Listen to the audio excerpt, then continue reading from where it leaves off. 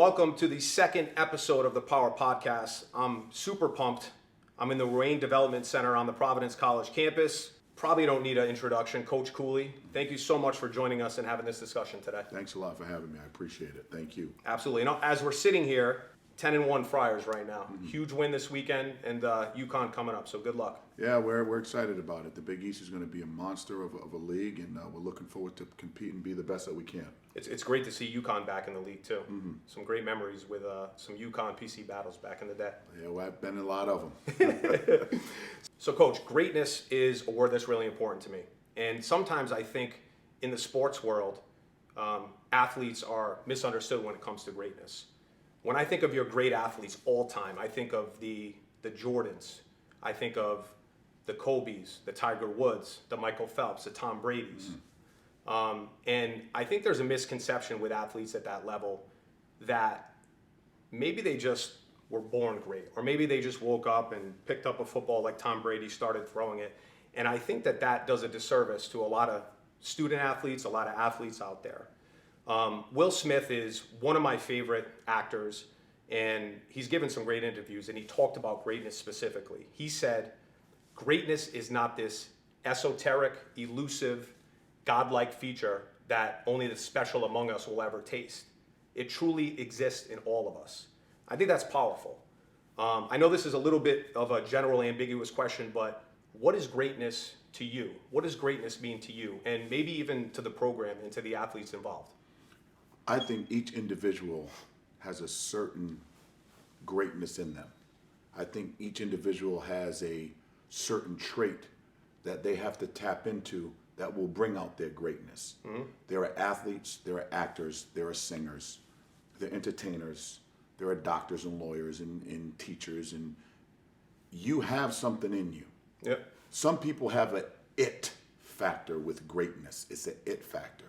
But I think if all of us dial into our inner core to bring out the best that we can be, because greatness isn't just the best of all time. Yep. Greatness is, can you inspire others? Do you do something to bring out the best not only in yourself, but the people that you're involved with, whether it's sport, whether it's business. Yep. And I think greatness has a relentless approach to be great, a relentless approach to inspire, a relentless approach to be really good at what you do. Yeah.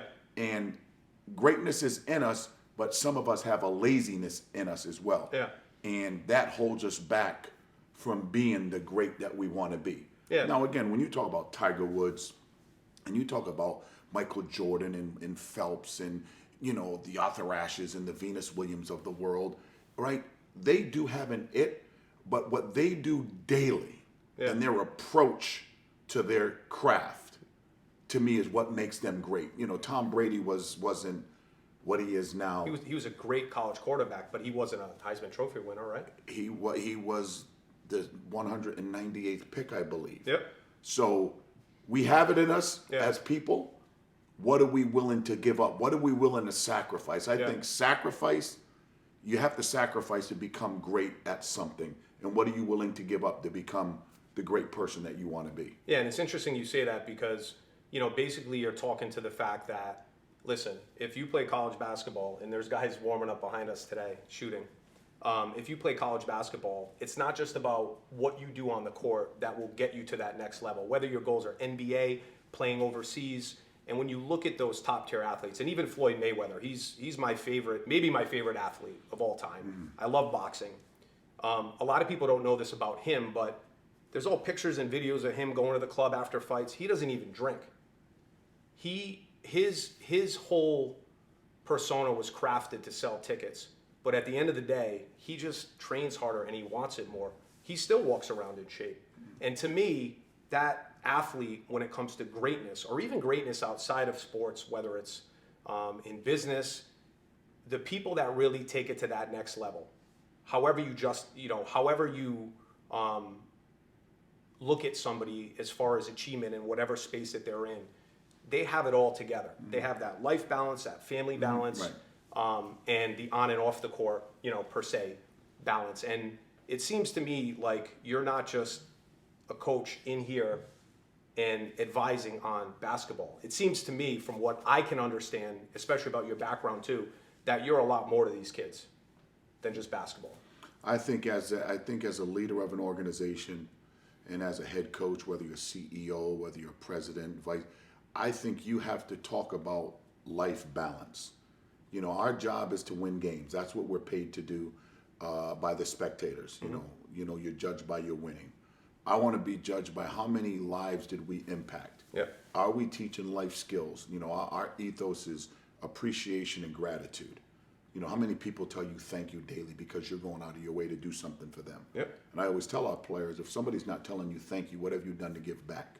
So we need to teach life skills to these young men who are 18 years old coming into college. Some of them first generation college kids. Yep, Where, where they're, yes. So again, they're walking into environments that they're going to be a little intimidated by in the academic world. So I like to believe I'm more leader slash mentor slash advisor more so than coach. Yeah. The coach part to me is really easy.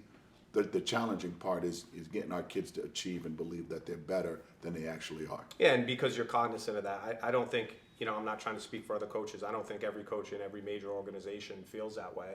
And in looking at it from the outside, I'm sure it helps your sports program because you are genuine about it, but the key is you are genuine about it. You're not doing it to win games. Mm-hmm. You're here to win games, but you're also here to be a positive impact in lives, because not everybody's going to make it to the NBA. So what happens then? You're preparing them for potentially a different role in life, right? I always talk about that when you walk in the room, you're being interviewed by everyone. When I talk about the room, I talk about the Dunkin' Donuts Center. Mm-hmm. You have an opportunity for 31 national appearances. Yep. And you're being interviewed. People are watching your communication skills. They're watching your body language. They're watching your eyes. You know, are you saying hello to the people sitting on the floor? Do you say thank you when somebody throws you the ball back? You know, how you present yourself. Can you follow instructions from the coaches and from the players? Do you listen? So you're talking about this in practices? Absolutely. Yeah. That's 100%. Interesting. That's great. I think life lessons have to be part of your practice plan. Yeah. You know, and you got to talk about the educational value that Providence College and or colleges, universities provide young men and women. Like, this is a platform where you have a chance to work on your greatness, not just on the court, but your people skills. Somebody here that our players are going to play with is going to run a major corporation. Yeah. They may be the next governor, the next mayor, the next president, the next congressman.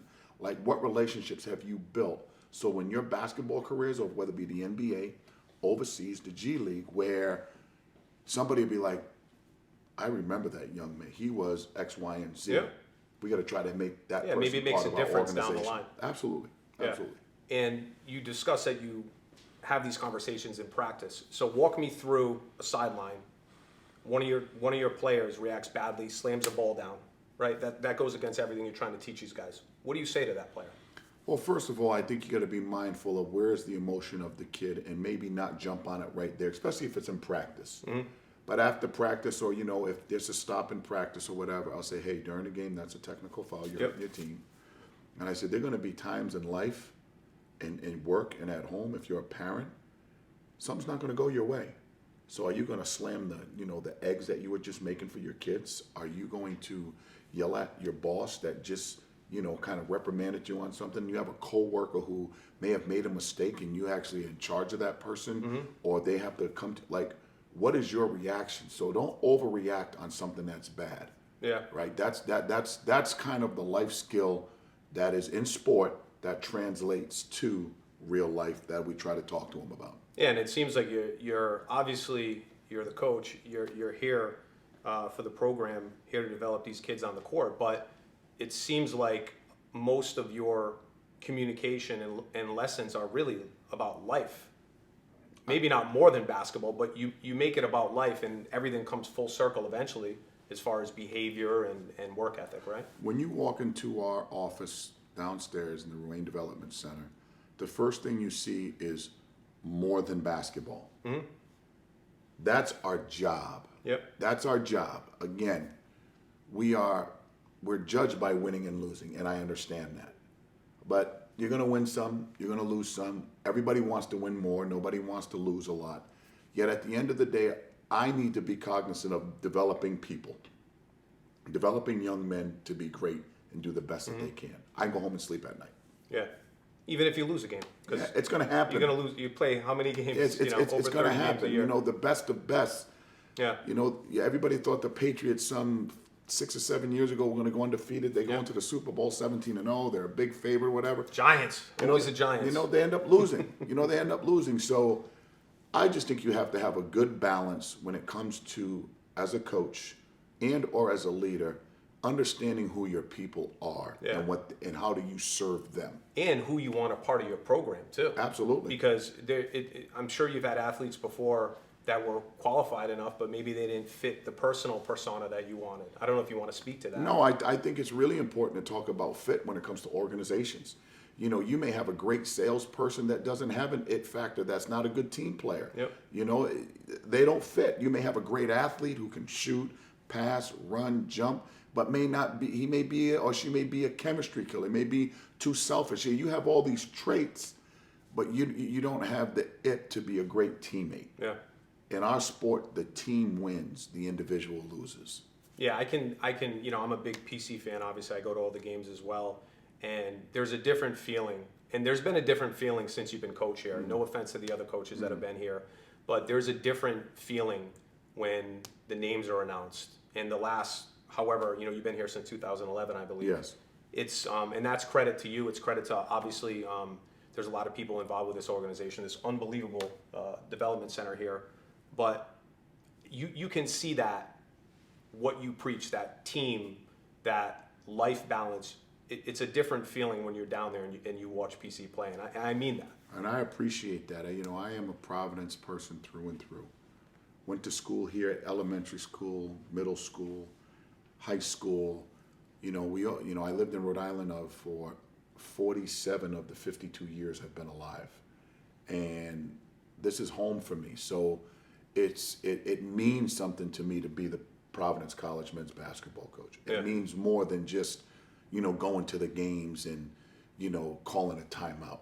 Yeah. It means you're giving hope to other young men and women that grew up very, very hard, very tough, not from a lot of means, that through help, through support, through people giving you a chance, asking for help, that you can get there too. Yeah. I want to be an example for those people that have been thrown to the side, that have been told, about public school education not being that worthy, or not growing up traditional in a home that had two parents that, had some setbacks in the home. You can do it. Yeah. Well, I mean, you're proof, right? And let's talk about your beginnings. You grew up with 9 brothers and sisters, including you. You grew up in Providence, local guy, and that's why I think so many people love you, because you stayed here. Obviously you had other coaching jobs, but you took a head coach job here. How much do you think that helps you, and was that an important piece that helped you mold the kind of organization that you wanted to run here? And do the guys, do you think they're drawn to that because you've done so much with your life, and obviously you have more to do, I'm sure. I think anytime you can walk the walk of which some of your student athletes walk in, and you can talk their talk, there's an instant connection. Yeah. There's an instant, oh wow, I didn't know that. So I think the first thing I like to do as a basketball coach is talk to the players about me, the person, not me, the coach. Yep. I think when people can connect to the person, I think you can connect to whatever job, whatever sport, whatever thing. Know the person before you know the coach, the boss per se. And that's what I've always tried to do. Introduce myself, the person, not the coach. And that's been powerful. That's been really powerful, because you really talk about your journey. Yeah. And the journey is still going on, but anytime you can start your journey here at home, wow. I know. That's touching. Now, how do you, let's sit in your shoes for a day. You're sitting there at graduation. You're looking at your players. Maybe some of them, had difficulty getting into college. Those individuals that had to work extra. What are you feeling as a coach, watching them graduate? Graduation day to me is like winning the national championship. Where you, again, first generation kids, so you see their parents, and you see them when you recruit them, when you're in their home, and then fast forwarded 5 years later, not 4, because they have to go through their senior year when you're recruiting them.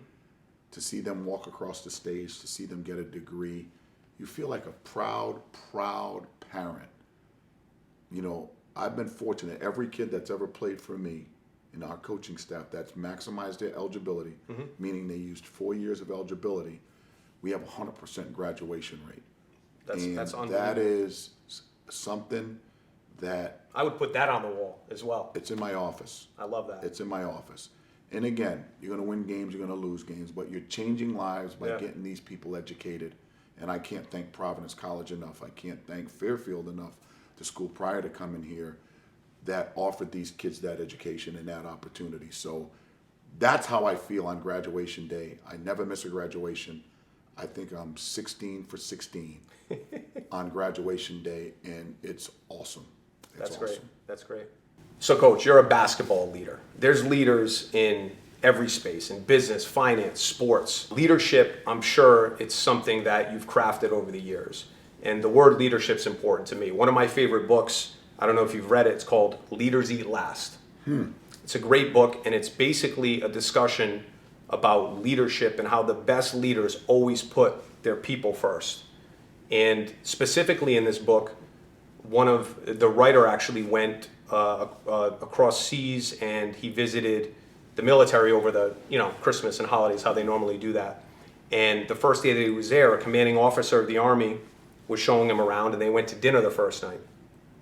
So they go to dinner, and I don't know how many people he had in the squadron, 60 plus, and he's sitting with the the commanding officer, and he said, "Are you going to go up to eat?" And he said, "I don't eat until all of my guys eat." So he's having this discussion, and he's like, "Wow, this is pretty powerful. Is that like a rule? Is that a military rule?" And he said, "No, that's just how things are around here." And the book kind of centers around that belief that your best leaders are the people that put their players, their employees first. It seems to me like you really live by that mantra in all that you do outside of basketball for your players. So why do you think you're such a good leader, and what are the traits that you have that have allowed this program to develop? Great question. First of all, I think the best leaders serve. I think they serve the people of which they are trying to lead. Secondly, I think really good leaders listen, speak when they have to, but let their actions lead more so than their words. Yeah. With the commanding officer there, his actions of being last tell a big story. Many leaders that I've been around, that I've seen, they're great people, they're first in line. Yeah. They're first in line. And they're getting the best cut. Absolutely. I like to believe through the years, I've watched, I've listened, I've read, and I've taken from each different types of leadership, like different types of leaders. Yep. The good and the bad. The good and the bad. Yeah. What they say, how they say it, how they deliver a message, how they inspire. You know, when they are being critical, how are they being critical? Are they being critical, demeaning? Or are they being critical, inspiring, in development? And I feel from day one, when Jane Victoria Cooley gave birth to me, I was a born leader.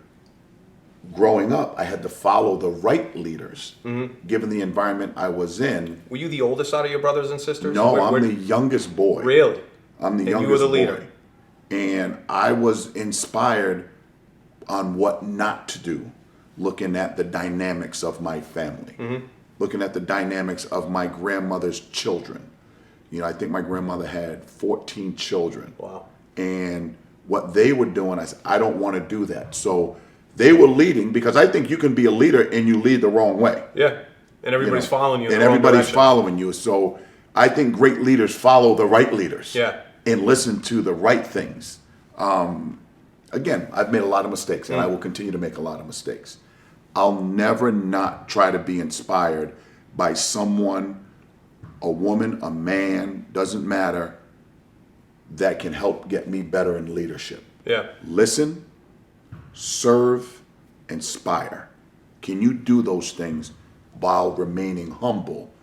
And I always say this, when the leaders look at the mirror in the morning, as I'm looking at this camera, When I look at the mirror in the morning, I'm looking for who I can inspire in the mirror, not the person I'm looking at. Yeah. You know what I mean? And that's a very unselfish view, obviously. I talk about it all the time. Yeah. And you've always felt like that. Always, from day one. Yeah. See, that's rare. From day one. Usually from day that's one. like cultivated over time or through From experience. day one. Everybody looks in the mirror and says, "Oh, I look good this morning. Oh, my hair is messed up." I mean, you have to check out your hair or something in the morning. I don't care how I look. I don't. Again, when I come out to the game, it's about the players. Tunnel vision. It's about the players. You don't listen to the crowd. You don't listen to the music. What are you doing to inspire your group to be the best they can to compete against these other amazing teams in the Big East Conference? Also, your actions on the court are important. You see coaches do some things they shouldn't do. That all resonates with players. And I'm pretty sure I've done that. And but you need your support, your assistant coaches, to make you aware, because sometimes you have these out of body experiences You're in emotional. the heat of the moment. Yeah. And you say, "Wow, I said that. I didn't even know I said. Wow, I didn't even know I said that. Sorry, I apologize." Yeah. And you have to show some Heat remorse. of the battle, right? Heat of the battle. But apologize. You know what? It's okay not being okay. Yeah. It really is. It's okay being wrong. Yeah. It's okay listening. It's okay to take a step back and let someone else lead every now and then. Yep. And the commentary here, it makes me think of, and I don't even know who said this, but one of my favorite quotes, and it revolves around leadership: success leaves clues. Mm-hmm. It's very important. Mm-hmm. And so many people, obviously we're discussing basketball, but our discussion is more about life. We're having a life discussion. And that's a conversation you have with your players, which I think is rare and important. But too many people try to reinvent the wheel. Look at the people that have done what you're either attempting to do, or maybe take that success to another level. Right. Everybody thinks that they can do it on their own. If somebody has done something in the past, you might not agree with everything that they've done, but take from them, learn from them. Learn. I'm big on feel, touch, look. I'm going to listen, but I'm going to learn visually. Yep. I'm going to learn by what you do, how you do it, when you do it. And the biggest thing I look for is, did you bring people with you? Yep. Did you inspire someone? Did you motivate someone? Did you say thank you? Did you open a door? What is your eye contact as a leader? I know in our organization, every time I walk in our building, I stop in every single office in my suite.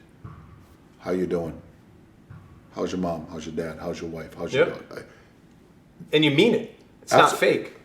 Absolutely. Yeah. And if I don't see them, I'll send them a text. Are you okay? Do you need any help?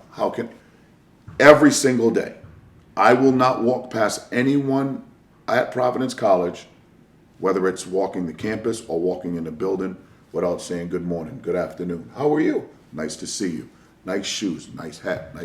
I think when you can compliment someone, you may be making someone's day. Yeah. And I like catching people Holding off guard. somebody's door might be making somebody's day that had a bad day. It drives me crazy when Buying people, somebody a coffee that looks maybe upset in line. I just think gratitude and giving of yourself. Yeah. And I say this to our players: when you give of yourself, great things happen. You're not looking for anything in return, but I think there's called a higher power, for which some people don't believe in. I believe in higher powers. There are gifts that come with generosity. There are gifts that come with appreciation and gratitude that come to you tenfold, and all you did was say hello. Yep.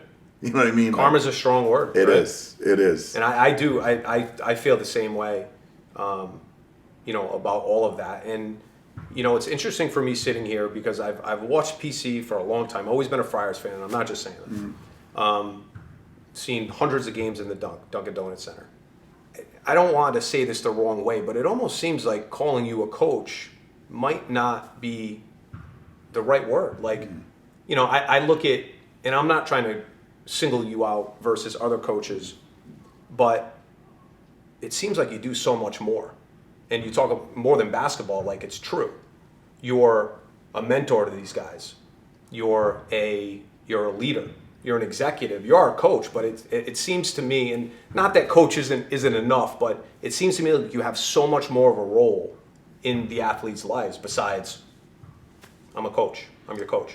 I think the role of leaders, whether you're a coach, a professor, a president, especially at these colleges and institutions, I know I'm more than a coach here. I embrace that role. There are coaches around the country that won't embrace that, and there's many that do. Yep. You know, Coach Cooley is my job. Ed is my person. And those are two totally different people. When the ball goes up, I got to coach. Yep. You're coaching and managing. I think you manage the game, you coach your players. But you've got to be a great manager. Mm-hmm. And that's the same thing in a leadership position. You have to be able to manage people, manage emotion, manage disappointment, manage success. You got to coach, hey, running out of bounds play, we want to run play number 1. Mm-hmm. That's coaching. Yep. That's coaching. And that's 1/100th of my job at this campus. Yeah. That a lot of coaches around the country, I'm pretty sure, do the same thing. Yeah, I think that's important for people listening to know what's actually required. And I've always been a fan of sports, and I have an executive role at my work, North Point, and I challenge myself to be better. I read a lot of books. I go to conferences, and it's not easy managing people. Oh. And never mind, because you're managing people, you're inspiring people, you're giving people responsibility, but you also got to win a bunch of games. And I'm not just saying this. I think being a coach is probably underappreciated by most people as far as what's required beyond, just basketball. Their heartstrings are attached to winning, and their ego is attached to whether they donate, whether they're an alum. Yep. Your ego is attached to winning and losing. Yep. And when you are with your friends, or we're out and we're either out to eat or having a cocktail somewhere or flying somewhere, you want to brag about the school that you cheer for or went to. So you become emotionally attached. Yep. And as the coach, I understand that that's why we're here. On the grand scheme, they are employing you to build a program, to win basketball games. And if you get into this business and you don't win, you're probably going to be removed. Yeah. And that's okay. You know what I mean? That's okay. I'm okay with the end of the day, I didn't do my job of which I signed up for.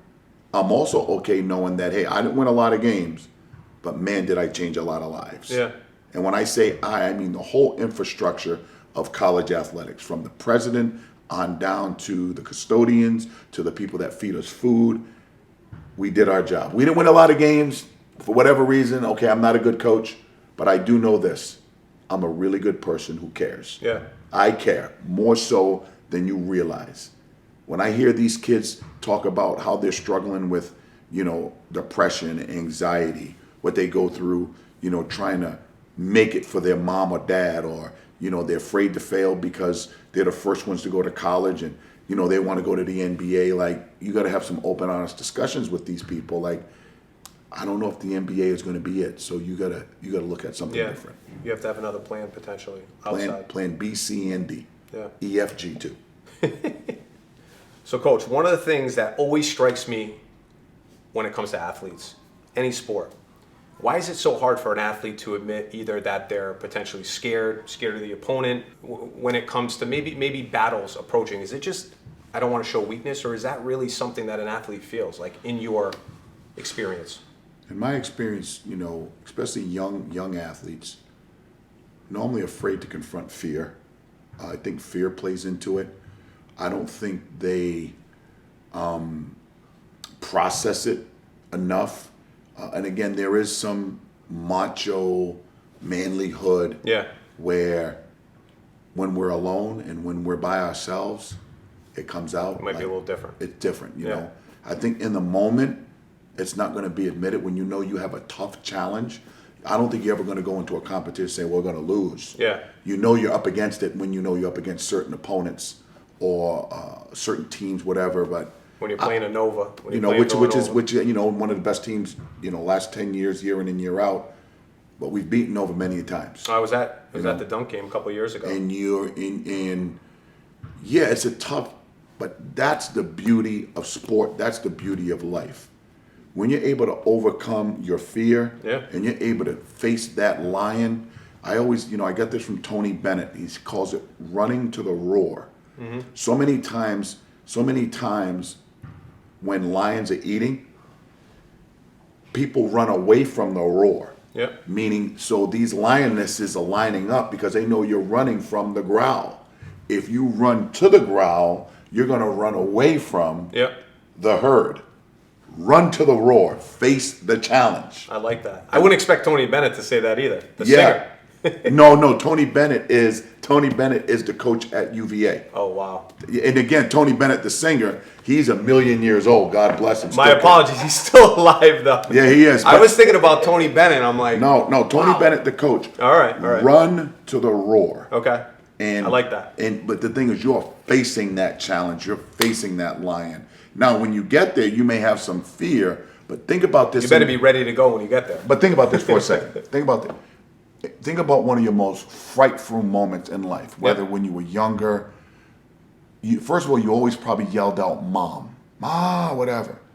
But think about the adrenaline you had and the strength that you had to deal with that situation. If you have that attitude going into it. Like, I know when I'm confronted with a challenging situation, okay, let's go. All right, I'm here. Yep. What next? I am ready to whatever. That to me, that's the challenge you want daily. That is bringing greatness to a new level because you're confronted with something, sink or swim. What we doing? Yeah. I love that. I love that too. Run to the roar. So thanks for sitting here today. Really enjoyed the time and the candor and your honesty. So today, Coach, North Point Bank and myself made a $2,500 donation to the Cannabis Sports Medicine Fund. I know it's a newer fund and it's in honor of somebody. Talk to me a little bit about this fund and why it's here and what it's doing for the student athletes here. Joe and Mary Beth, two incredible people with their family. They've been great sponsors of Providence College and men's basketball, women's basketball, ice hockey. I recall being in Italy with them when we took our team on a foreign tour. And what it does is really helping out these young men and women mental health. Very, very important part. And it's been an initiative of Providence College Athletics to continue to support our men and women who, struggle. And it's something you hear more and more these days, the mental health. I think it's so important. Yeah. I think it's so important to identify.